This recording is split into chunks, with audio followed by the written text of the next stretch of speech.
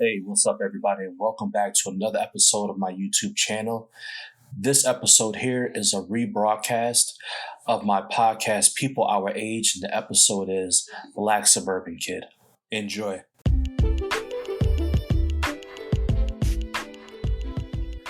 Anchor is the easiest way to make a podcast. Anchor gives you everything you need in one place for free, which you can use right from your phone or computer. Creation tools allow you to record and edit your podcast so it sounds great. They'll distribute your podcast for you so it can be heard everywhere. Spotify, Apple Podcasts, Google Podcasts, and many more. You can easily make money from your podcast with no minimum listenership. Download the Anchor app or go to anchor.fm to get started.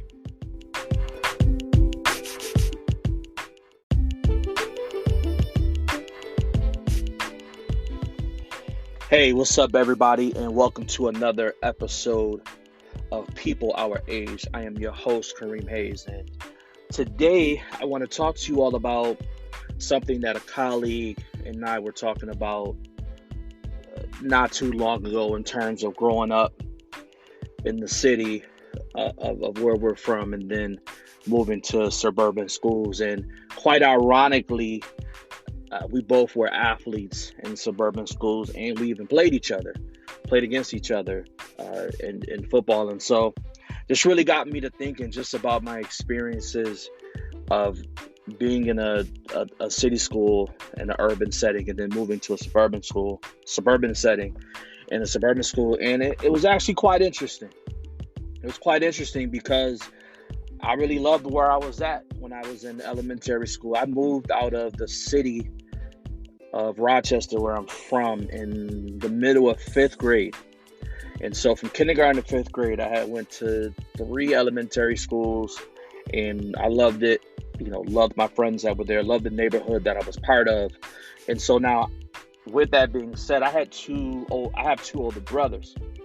And my 2 older brothers, they went to the city schools where we lived. And so one did great, ended up going on to play college basketball in the southern tier of New York. And then the other brother, he seemed to have some challenges with school. And so I believe how I remember the story being told is that, my father wanted to move out to the suburbs, for us to get have a better experience. And so, when that happened, like when I was told like, hey, we're moving, I was distraught. Like, I was like, what is going on here? And I had never been in an environment where I was in a school with people who didn't look like me. So the school that I went to was predominantly white, Caucasian, and that was totally new for me. And because my mother went to a city school in Rochester, and my father, he's actually from the rural area. And so I didn't really have too much prep in going into a suburban district. It was different. I mean, it was like, how am I going to make friends? This is me in my 5th grade mind. And now at that time when we were moving, I had just won the Martin Luther King citizenship type award at my elementary school because, my parents raised me to treat people right and to make sure that I was respectful, nice to people, to the teachers, and so on. And so I earned that award, and then I was moving to a suburban district. And so because I was upset with my parents, and also I was upset at the fact that I had to give up my dog. I had a Doberman. My father had a Doberman Pinscher. I love this dog. His name was Bullet. Like, that was my boy right there. Like, he and I, playing in the house, running outside. He would sleep by the bed. Like, that was my guy right there. My dog Bullet, rest in peace to Bullet. I was sad. I mean, I cried. Like, my dog, I can't believe that I have to give up. And it's not that the dog died. We had to give the dog away. That hurt. That hurt for a long time, actually. And not only that, now I have to go into this new environment, make new friends, and meet new people and have new teachers right in the middle of the school year. And so, needless to say, I didn't do well socially. I told my parents, like, why do you have me around all these people? And at that age, I noticed the difference. And it didn't help that I had a couple of people in the classroom who weren't so nice. And so I had to deal with that piece. And so immediately I tried to find, okay, who are the other people that look like me in school? Like, who can I attach myself to? And so I was able to do that. But then something happened. Something happened to where I met a friend, a white friend, and, we hit it off and we were friends. And so from that actually made the transition, or it started to make the transition a little bit easier into being in a different setting.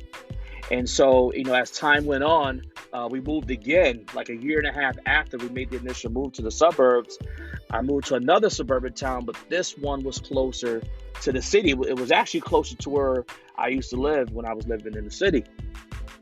And so that adjustment was easier in the fact that I was a little bit older, but also too is that compared to the school that I was at before, there were more students who looked like me, African American. And so I was able to identify with that. And even on my street, who, shout out to my man Dwight, he was one of my first friends that I met because he lived down the street from me in the area that we lived in. So, and for African American males, one of the ways that we bond is through sports. And so he played basketball. I thought I was a basketball player, but I ended up playing football instead. And so we would hoop all the time. We would hoop. Met another black family that lived next door to him. We would hoop or whatnot, hang out and chill. And there was some other people, other friends that that we had, and we would hoop. And so that's what we did. And then when we were in school, it was kind of like the same thing.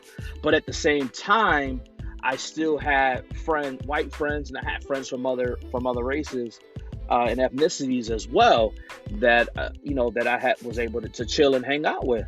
And so I really thought about this experience because even though I didn't like the experience, even though I felt like I should have stayed in the city and gone through all of that, but I didn't realize at the time that I had learned a valuable lesson. And I had learned a valuable lesson is that in this world, everybody's not going to be like you.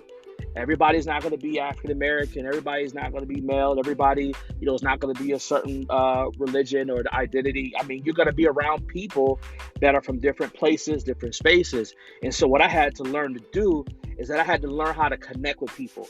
I had to learn how to find something that we have in common for us to be able to connect. And I have taken this skill with me in school and making new friends and being in different organizations, at work, at church, in all different sorts of places, that this was a skill that I learned. And this is the skill that I try to teach or try to show, especially young people that I work with, how to do it. Say, hey, there's always something that you can use to connect with people, whether it's sports, whether it's something that happened in the news, it could be food, it could be anything. And I think it's really, really important for us to be able to get out of our own shells, even to get out of our own selves sometimes, and be able to say, okay, I mean, I can remember having a good friend who lived not far from me when I was, living in the suburbs, Italian family. I learned Italian dishes. I learned, their culture, the way that they did things. Like, I learned a lot about the Italian culture. I learned about the West Indian culture. I mean, believe it or not, just because someone says they're black doesn't necessarily mean they're African American. They could be West Indian, they could be, Afro-Cuban descent. And so my boy that I mentioned earlier, that I used to hoop with, Dwight, he's Jamaican. So I learned about Jamaican food. I learned about Jamaican culture. I learned about even language as well. And so that opened up my eyes. And oddly enough, when I went on to college, it wasn't such a culture shock for me because I had already been exposed to different cultures and different ethnicities. And so to close this out, just as I was kind of just thinking about this, I just want to share with everybody here that is listening is that, it's okay to venture outside of, what you're normally used to. Right? It's okay to learn different cultures. It's okay to learn how different people do things. And also, this was also a sense of pride for me in my own culture, because growing up, I learned about my own culture. Like, it was always in my house. I mean, we had books, we watched movies. I remember we had like 2 or 3 movies on Martin Luther King. My mom, my grandmother, they took me to go watch Malcolm X. My father was really big. He had paintings in the wall. I mean, we learned about slavery. We also learned about us being kings and queens, in Africa, and really being a powerhouse in this world. And so my identity, for the most part, was really strong.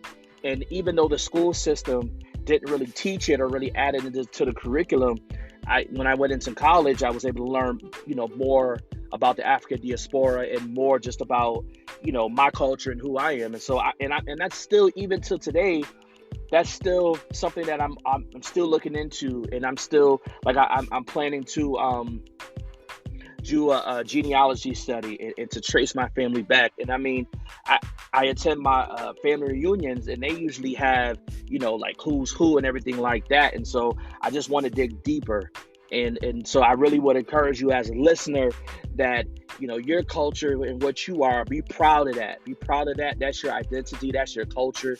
That's who you are. That's who you were purposed to come through, right? And so, and also too, be open to other cultures and just be open to sharing.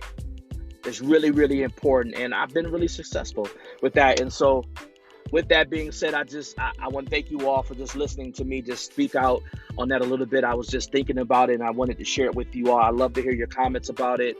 And thank you all so much for listening. Kareem Hayes, the host of People Our Age. I'll see y'all later.